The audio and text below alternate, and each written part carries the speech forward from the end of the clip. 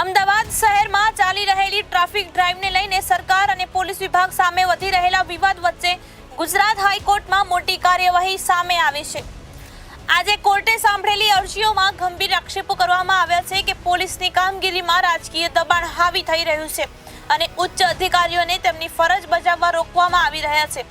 સરકાર તરફથી હાઈકોર્ટમાં દાખલ કરાયેલા જવાબમાં પણ આ મામલે ચોંકાવનારી વાતો બહાર આવી છે। સરકારનું કહેવું છે કે ડીસીપી કક્ષાના અધિકારીઓ વિરુદ્ધ સોશિયલ મીડિયામાં ખોટી માહિતી ફેલાવવામાં આવી રહી છે, જે તેમની ઈમાનદારી અને કામગીરી સામે સીધો હુમલો છે। હાઈકોર્ટ દ્વારા સ્પષ્ટ શબ્દોમાં કહ્યું છે કે આ પ્રકારના તત્વો સામે કડક કાર્યવાહી કરવામાં આવશે।